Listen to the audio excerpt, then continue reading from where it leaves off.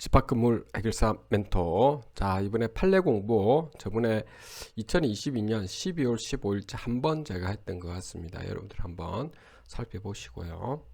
오늘 우리 12월 15일자를 좀 마무리 하도록 하겠습니다.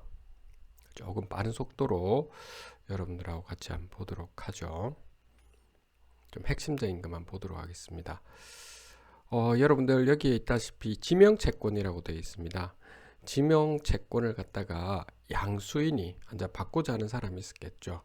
이것이 대항요건을 갖추기 위하여 채권자에게 채권 양도 통지 절차에 이행을 청구할 수 있는지라고 하는 부분입니다. 그렇죠. 이게 채권자가 있고 이거 양수인이 있을 겁니다. 그러면 그 채권을 양수를 그러니까 채권을 이게 달라고 이분도 이 지명 채권을 가지고 있는 분 있죠. 이분한테도 채권을 가지고 있으니까요. 이분이 일종의 채무자이기 때문에 통지 절차 이행을 청구할 수는 있죠. 그 다음에 채권 양수인이 이제 채권을 갖다가 받고자 하는 분이 대항 요건을 갖추기 전에 양도인에 대하여 이제 지금 채무자죠. 일종의 채권을 가지고 있는 지명 채권을 가지고 있는 이러한 채무자가 되겠습니다. 양도인에 대해서 회생 절차가 개시된 경우에 그러니까 대항 요건을 갖추기 전에 양도인에 대해서 회생 절차가 개시돼 버리면은 그러면 양수인이 채권 양도 통지 이행 청구에 회생 채권에 해당하는지 회생 채권에 해당되는데 다만 이제 이걸 당장 받을 수는 없는 상황이죠. 자, 그 부분에 대해서 여기 나와 있는 겁니다. 그러니까 여러분들 상식적으로 보시면 되겠습니다. 넘어가도록 하겠습니다.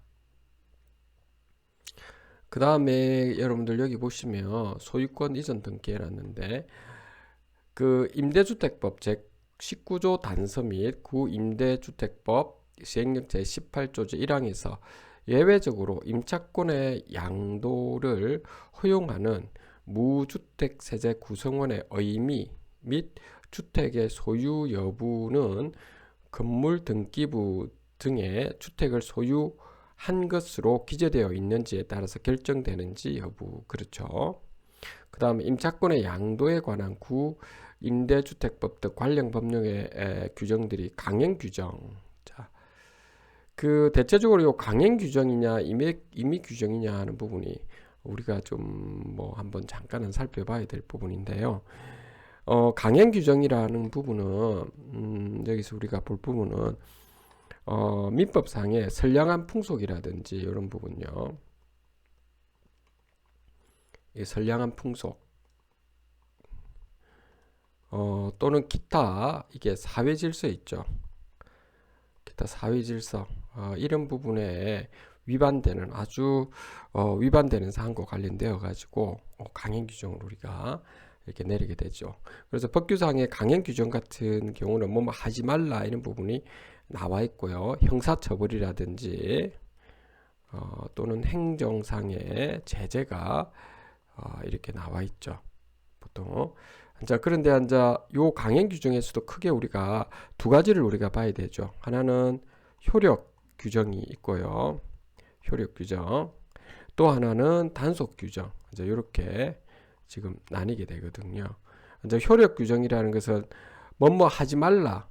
그렇지 않으면 무효이다. 뭐 이런 것들이 있습니다. 그래서 이게 사회적으로 봤을 때 상당히 좀 문제가 좀 심한 경우입니다. 이거는 계약을 했다 하더라도 있죠. 이거 그 자체가 무효가 된다라고 하는 겁니다. 단속 규정은 계약 자체는 유효다라고 하는 겁니다. 어쨌든 이런 부분이 약간의 이 부분이 약간 애매한 부분이 있는데 이거는 입법의 배경과 취지, 보호법 입법 종합적으로 좀 고려해가지고 우리가 살펴본다라고 하는 겁니다.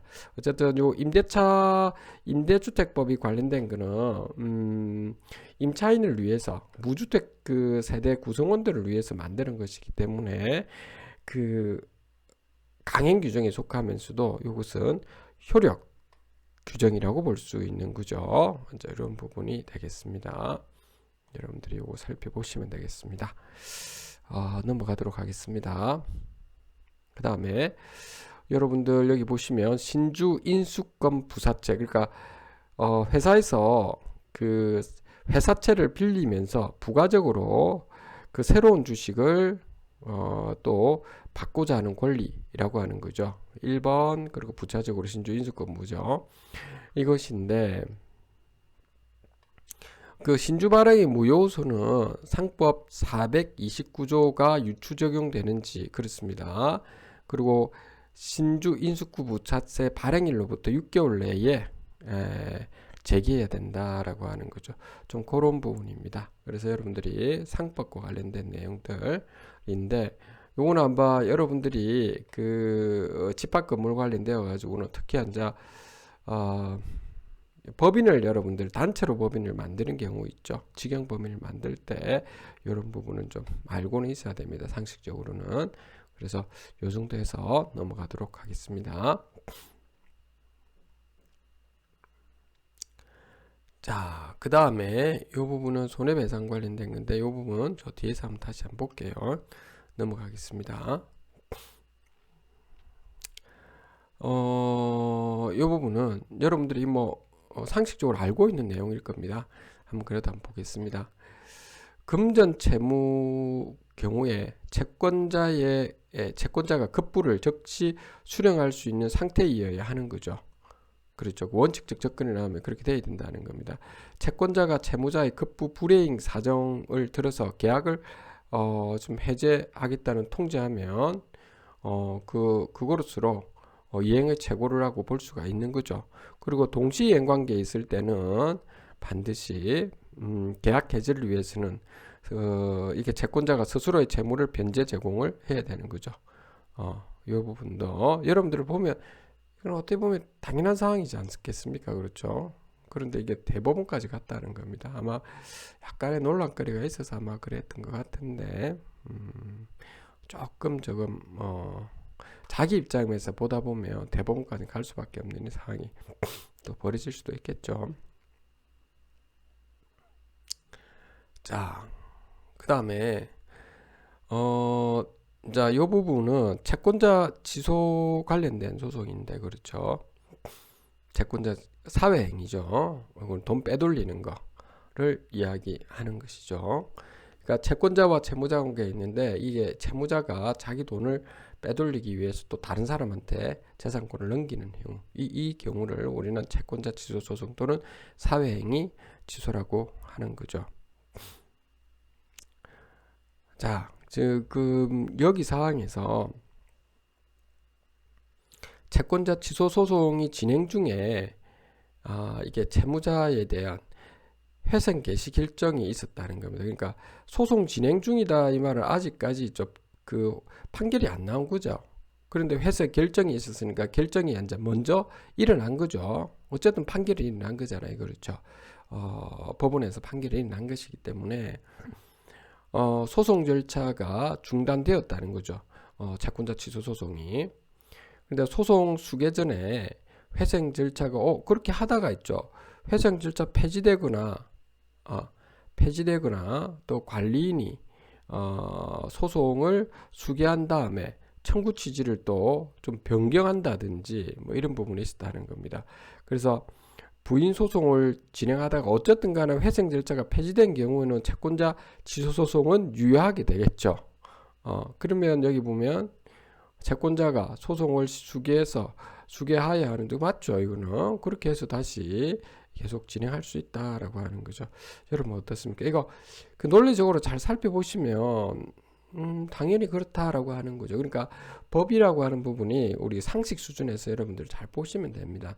다만 이게 용어들이 조금 이게 좀 여러분들 보시기에 좀 이게 무슨 용어지 싶긴 할 겁니다. 이런 걸 자주 보시다 보면 됩니다. 여기 한번 볼까요? 자, 여기는 우리는 상속 채권자가 있었다고 합니다. 상속 채권자가 있었고요. 그러니까 우리 그 상속인이 있을 거고 비상속인이 있겠죠. 그래서 비상속인에 대해서 상속 채권자가 있었다는 거죠. 그러면 채권을 보유하면서 상속인에 대해서는 또 이제 채무를 또 가지고 있다. 이런 경우도 있을 수가 있죠. 이 참 상속 채권자는 비상속인한테 채권을 가지고 있고요. 상속인한테는 이제 채무를 가지고 있다라고 하는 겁니다. 이런 경우는 서로 간에 뭐가 할 수 있죠? 어쨌든 여기서 상속을 비상속인한테 상속인이 비상속인한테 상속을 하기 때문에 결국에는 우리는 요 관계에서 상계 처리는 할 수는 있죠. 근데 문제는 뭐냐면 상속하는 요 과정에서 여기 어떻게 적혀 있냐면 이후에 상속인이 한정승인을 하면 상속을 하더라도 있죠. 이게 일부분만 상속을 한다는 겁니다. 일부분만 상속을 이렇게 한정해서 승인만 한다. 일부분만 승인하면 완전히 여기 상계 처리하는 부분은 효력을 상실하는 것은 당연하죠. 그렇게 되는 거죠. 그 관계를 여기 이야기하는 거.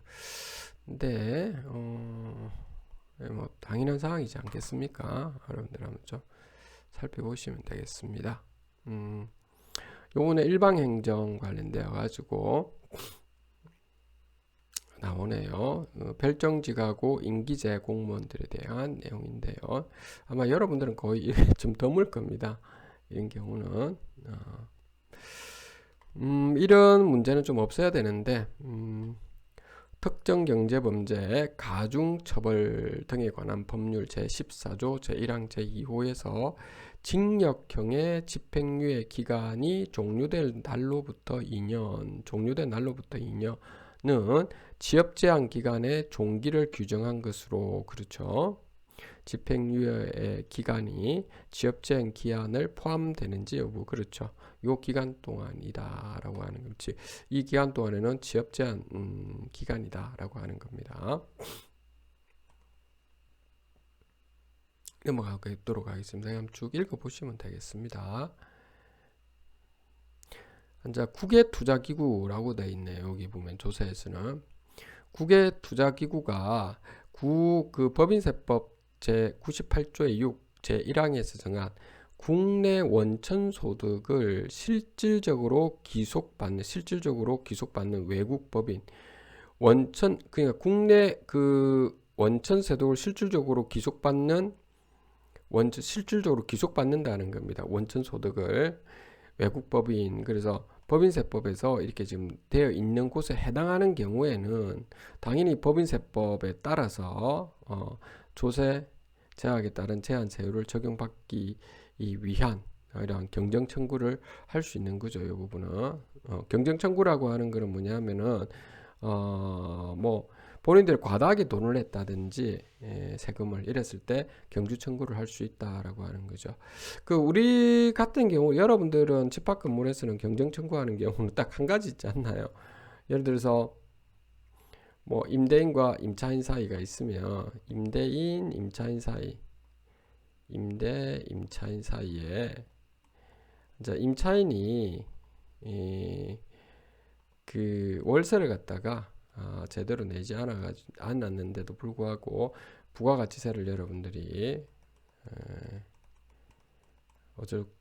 그 부가가치세를 납부한 경우에 나중에 경정 청구를 해서 우리 받아낼 수가 있죠. 이런 부분이죠. 그 부분을 보시면 되겠습니다. 크게 이렇게 이런 경우는 좀 드물죠. 넘어가도록 할게요. 요거는 자본시장과 금융업 투자에 관한 법률 위반해가 요즘 저한테도 이게 문자가 많이 날라오던데 비트코인 뭘 하면 뭐 100% 200% 수익 보장해서 또 주식 어떤 종목을 보내사고 그런 거 있잖아요.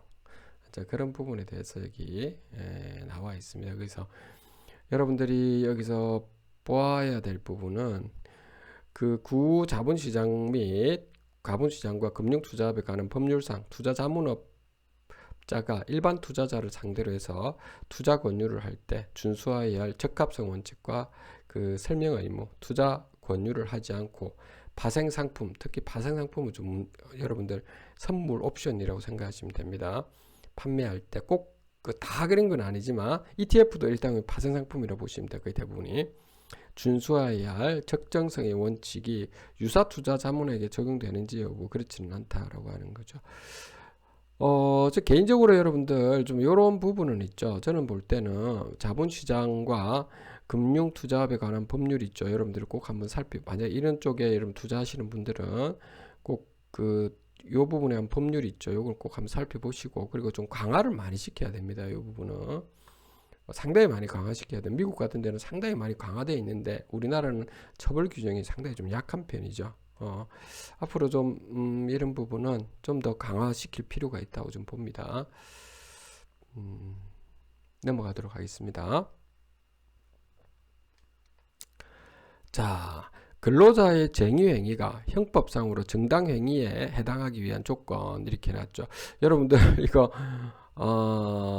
이번에 그 어떤 그 화물 관련되어 가지고 쟁의 얘기가 있었던 것 같습니다. 그 부분인 것 같아요. 자, 여기 한번 볼게요. 근로자의 쟁의 행위가 형법상 정당 행위에 해당하려면 주체가 단체 교섭의 주체로 될 수 있는 자여야 된다라고 지금 되어져 있습니다. 이게 단체 교섭입니다. 그 단체 교섭이라고 하는 부분의 뜻은 뭐냐면 노사가 노동자하고 사측 입장이 좀 대등한 입장에서 노동 조건의 집단적인 거래 관계 또는 집단적인 타협의 절차를 이야기합니다. 타협을 거치는 걸 말합니다. 그래서 타협을 해가지고 우리가 노사가 협약이 되면 단체 협약이 이제 끝나는 거죠. 그러니까 뭐 어느 정도 그 연봉을 올려달라든지 뭐 이런 것들이 여러 가지 혜택을 노동자한테 줘야 된다든지 뭐 이런 것들이 있을 거 아닙니까? 그렇게 해서 교섭을 해서 서로 타협을 한다는 겁니다. 그래서 협약을 맺으면 되고, 뭐 협약이 안 되면 노동쟁의가 이제 여기서는 근로자 쟁의가 일어나게 되는 거죠. 이렇게 주체가 그래도 단체 교섭의 주체가 될 수 있어야 된다라고 하는 겁니다. 이제 단체 교섭이 안 됐기 때문에 자, 이게 쟁의 행위가 일어난다는 거죠. 단체 교섭에서 안 됐기 때문에 그 다음 단계로 쟁의 행위가 일어난다. 이제 이렇게 되는 것이죠. 이제 이런 부분. 자, 그다음 목적이 목적입니다. 목적이 근로조건의 향상이 목적입니다. 근로조건의 향상입니다. 노사 간의 자체적 교섭을 조정하는 데 있어야 하고, 그 다음에 사용자가 근로자의 근로조건 개선에 관한 구체적 요구에 대하여 단체 교섭을 거부했을 때, 그렇죠. 아까 말한 거 거부했을 때 개시하되 특별한 사정이 없는 한, 또 개시하긴 하되 사정이 없는 한, 특별한 사정이 없는 한에 조합원의 찬성 결정 등 법령이 규정한 절차를 먼저 거쳐야 된다는 겁니다. 그 다음에 수단과 방법인 사용자의 재산권과 조화를 이루어야 된다 라고 하면, 조화를 이루어야 하면 물론 폭력을 행사하지 않아야 한다는 조건을 모두 구비해야 되는 거죠. 자, 이런 조건들이 있는데 여러분들은 어떻습니까? 저는 뭐 그 누구 입장도 아니지만 예전에는 우리가 이게 사측에서 좀 많은 행보를 있었죠. 과거에 말고 이제 군부 세력 시절 때 제가 말하는 겁니다. 그런데 이제 민주화가 일어나고 난 뒤부터는 근로자를 위한 이게 많은 사측에서도, 그리고 또 국가적으로도 많은 이제 이게 감시 통제, 그리고 노동과 관련 노동조합 및 노동관계 조정법이 이제 좀 더 강화되기 시작하면서 근로조건이 많이 향상되고 단체 교섭권과 노동쟁의 행위가 이제 일어나는 부분은, 그거에 대해서는 뭐 저도 개인적으로는 뭐 고무적인 현상이라고 보는데, 다만 이제 이게 지금 볼 때는 이게 사측에 계신 분들 입장에서도 고려해 줘야 되는데 노동자의 또 입장은 이제 이해는 되지만 노동자분들의 이제 이 단체 교섭이 점점 커지기 시작한다는 겁니다. 점점 커져가지고 단체 교섭이 엄청 앉아 단체 교섭과 교섭들이 모여가 앉아 노동의 어떤 조합 형태로 크게 만들어지다 보면 이것이 하나의 또 집단 그 이익으로 또 발생할 수도 있기 때문에 단체로서 이제 이렇게 발생하면서 국가에 또 피해를 줄 수 있는 부분도 있고 하기 때문에 이런 부분을 서로 앉아 충분히 고민을 좀 해야 되지 않을까 좀 개인적인 생각입니다. 자, 넘어가도록 하겠습니다. 그런 상황이고요. 그 다음에 여기서는 금융실명거래 및 비밀보장에 관한 법률에서는 제가 볼 때는 방조범에 관해서 우리가 조금 살펴볼 필요가 있어서 요것만 좀 한번 살펴볼게요. 방조범의 형법상의 방조행위 이게 뭔지. 자, 방조행위는 정범이 범행을 한다는 점을 알면서, 그러니까 정범이 범행을 한다는 것을 알면서도 그 실행행위가 용이하게 하는 직접, 자, 실행행위를 용이하게 하는 직접 또는 간접적인 행위를 말하는 겁니다. 그러니까 하나의 좀 도와줬다는 거죠. 방조범은 정범의 실행을 방조한다는 이른바 방조의 고의나 정범의 행위가 그 구성요건에 해당하는 행위인 점에 대한 정범의 이게 고의가 있어야 하나, 방조범에서 그 정범의 지금 고의라고 하는 것은 정범에 의해서 실현되는 범죄의 구체적인 인식을 하는 것은 아니고 미필적으로 인식 또는 이게 예견으로 좀 족하다는 것이죠. 그래서 아예 전혀 모르면은 이게 방조범이 될 수는 없는 건데, 방조행위가 될 수 없지만 분명히 저 사람이 범죄인이라는 걸 정확하게 아는 상황에서 이런 행위를 하면 나중에 좀 사람들이 살인이 일어난다든지 어떤 다른 사람한테 피해를 많이 줄 수가 있음에도 불구하고 본인이 정범을 안다는 상황, 그냥 저분하고 잘 아는 사이인데 그냥 넘어가자는 식으로 이렇게 해서는 안 된다는 겁니다. 자, 이런 부분. 그리고 이러면 같이 범죄로 이렇게 엮어갈 수 있기 때문에 이런 부분을 여러분들이 잘 살펴봐야 되겠죠. 네. 특히 이제 금융실명제 비밀보장 이거는 방조범이라고밖에 볼 수 없지 않을까요? 이거는 금융 비밀보장에 관한 금융실명거래 관련돼 가지고는 남의 이름으로 막 해주면서 하는 거는 자기는 전혀 몰랐다 이렇게 말하기는 좀 그렇지 않나요? 그 다음 직권의 남용, 요거는 하도 우리가 떠들어서 막 이런 부분이 좀 많았죠. 그래서 한번 살펴봅시다. 직권 남용 권리 행사 방해죄에서 직권의 남용이라는 것은 공무원이 일반적 직무 권한에 속하는 사항을 불법하게 행사하는 겁니다. 불법하게 행사하는 경우에 한했습니다. 불법하게 행사하는 것, 즉 형식적, 외형적으로는 직무집행으로 보이나 실질적으로는 정당한 권한 이외의 권한 남용을 했다는 겁니다. 행위를 하는 경우, 이런 경우죠. 이거는 좀 뭐 여러 가지 사항을 여러 요소를 고려해서 결정하는 거 당연하겠죠. 남용인지 아닌지 어떻게 합니까? 그렇죠. 그 사항을 봐야 되겠죠. 뭐 그런 상황입니다. 그래서 이거 넘어가고요. 뭐 공직선거법 요거 위반 이런 거죠. 개인정보 처리 이런 부분을 좀 잘 해야 되겠죠. 요거는 넘어가겠습니다. 감청 뭐 이런 부분도 있고요. 자, 그 다음에 뭐 요까지네요. 자, 오늘 그래서 12월 15일자 우리가 판례 공부는 마치도록 하고요. 저 다음에 2023년 1월달 거 먼저 좀 보도록 하겠습니다. 자, 집합건물 해결사 멘토 전현진이었습니다. 감사합니다.